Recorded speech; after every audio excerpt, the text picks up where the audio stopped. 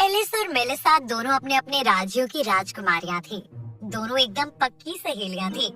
बस जहाँ एलिस बहुत कंजूस थी, वहीं मेलिसा चुलबुली और खर्चीली थी। एक बार दोनों एलिस के राजमहल के कमरे में होती हैं। काफी देर हो गई हमें बात करते करते। कोई सेवक हमारे लिए नाश्ता ही नहीं लाया। तुम्हें भूख लगी है? बताया क्यों नहीं? अरे मतलब मेहमान की खातिर तो की ही जाती है ना, उस तरह बोल रही थी मैं। अच्छा वो, हाँ वो हमारे यहाँ अगर कोई बोलता है ना तो ही से सर्व किया जाता है। तो लाऊं तुम्हारे लिए कुछ? अरे नहीं नहीं, फिर वो सारा नाश्ता धीरे धीरे खत्म हो जाता है, फिर और लाना पड़ता है। अब फिर खर्चा तो होता ही है, खजाना तो कम होता ही है। हाँ तो लाऊं तुम्हारे लिए? मेलिसा को बहुत अजीब लगता है, पर वो कुछ कह ही नहीं पाती। वो थोड़ी देर में चली जाती है और अपने महल जाकर ही कुछ खा पाती है। उसे बहुत भूख लग रही होती है। उसी रात की बात है, मेलिसा अपने महल में टहल रही थी। तभी उसको एक मच्छर काट जाता है। सिपाहियों, यहाँ पर इतने मच्छर क्यों हैं? राजकुमारी जी, वो तो ये बाहर का बगीचा है ना, तो थोड़े बहुत कीड़े मकोड़े तो आ ही जाते हैं। नहीं, ऐसा नहीं चलेगा।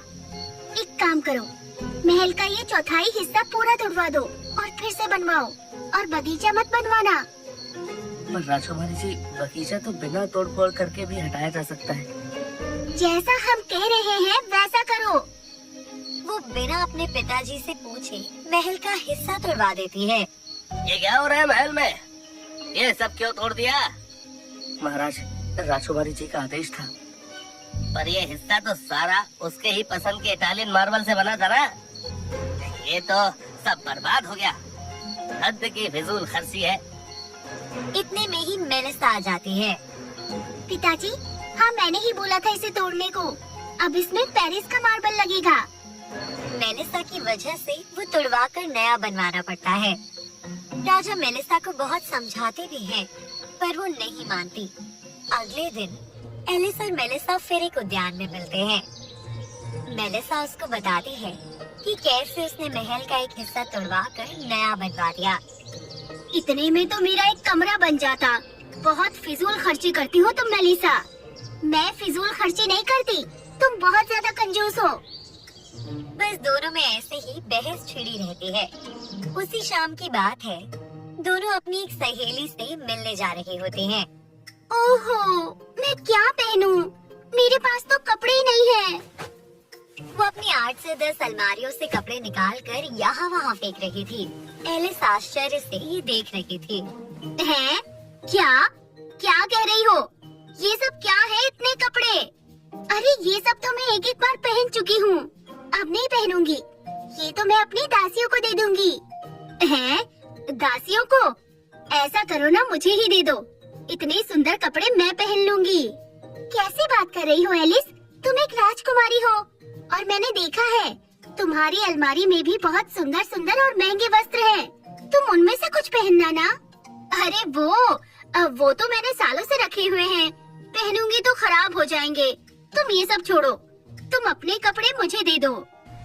मेलिसा तो नई ड्रेस खरीद कर पहन कर जाती है, पर एलिस मेलिसा के कपड़े। उनका रथ चलते चलते कहीं खराब हो जाता है। राजकुमारी जी, रथ का पहिया निकल गया है, आपको कुछ और जुगाड़ करना पड़ेगा। हमारी सहेली का घर कितना दूर रह गया है?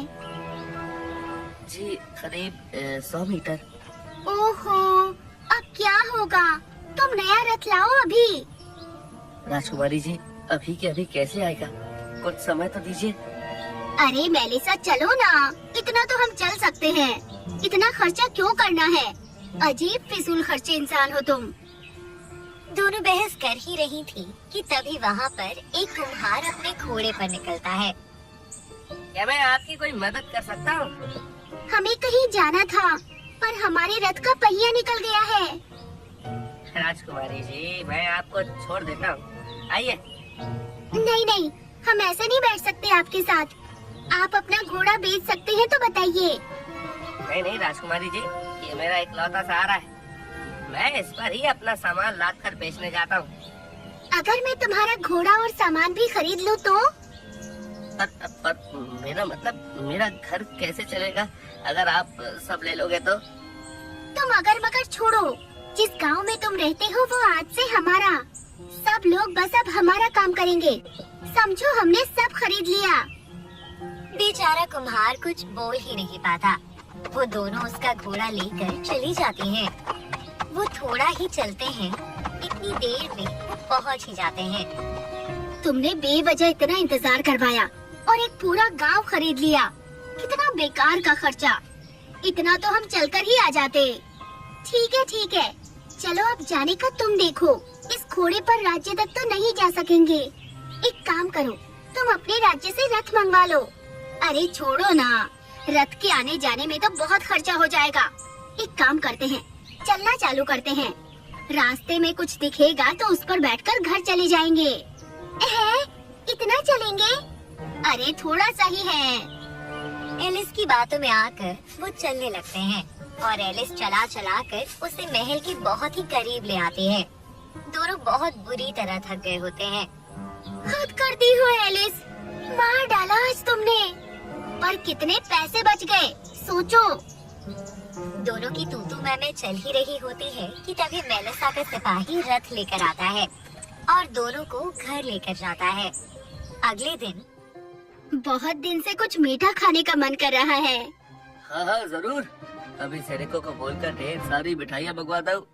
नहीं पिताजी, बस एक ही लड्डू मंगा लीजिए। मैं एक ही खाऊंगी। अरे अब राजा है, एक लड्डू लाते हुए अच्छा थोड़ी ही लगता है। तो रहने दीजिए पिताजी, एक लड्डू मैं खुद ही बना लूंगी। अब एलिस रोज एक लड्डू बनाती है और खाती है, पर वो एक लड्डू बनाने के चक्कर में पूरी रसोई बुरी तरह से फैला देती है। हे भगवान, मैं इस लड़की की कंजूसी से तंग आ गया हूँ। राजकुमारी है फिर भी इतनी कंजूसी, इसे कैसे सिखाया जाए। वो ये सोच ही रही होती है कि तभी उसके सामने एक परी प्रकट होती है। महाराज, शायद आप मुझे भूल गए। आपने ही मुझे श्राप से मुक्त करवाया था। तब मैंने कहा था जब भी जरूरत पड़े आप मुझे याद कर लेना। इस समस्या का हल है मेरे पास। परी अपनी घड़ी घुमाती है और एलिस के कमरे का सारा सामान गायब हो जाता है। हर चीज बस एक एक ही रह जाती है। एक कपड़ा, एक जूते और हर चीज बस एक। अगले दिन जब एलिस उठती है वो सब देखकर चौंक जाती है। अरे मेरा सामान कहाँ गया? इतने सारे कपड़े, जूते सब कहाँ चले गए? मैंने यहाँ खाने का सामान रखा था, सब गायब हो गया। तुम्हें तो कुछ चाहिए ही नहीं होता था ना, न कपड़े इस्तेमाल करती थी न जूते पहनती थी, तो मैंने सब उनको दे दिया। जहाँ जरूरत थी सब गरीबों में बंटवा दिया। तुम काम में लेती ही नहीं थी, कम से कम कोई काम में तो लेगा। उधर मेलिसा का पूरा कमरा ढेर सारे कपड़े, जूते और मेकअप से भर जाता है। उसे घुटन होने लगती है। अरे ये इतना सामान कहाँ से आ गया? मुझे ये सब देख देख कर घुटन हो रही है। हटाओ इसे यहाँ से। क्यों? तुम्हें तो सब कुछ बहुत सादी चाहिए होती है ना, सब कुछ बहुत ज्यादा। इसलिए हमने तुम्हारा कमरा भी तोड़वा कर नया बनवा दिया। पर मेरा वो कमरा मुझे बहुत प्यारा था। मैंने उसे बहुत मन से सजाया था। पर ये वाला तो उससे बड़ा है ना। मुझे नहीं चाहिए बड़ा कमरा और नया सामान। मुझे मेरा कमरा ही चाहिए और मेरे प्यारे प्यारे कपड़े भी। ये सब हटाओ यहाँ से। ये सब सुनकर ही परी वापस घड़ी घुमाती है और एलिस और मेलिसा का कमरा पहले जैसा हो जाता है।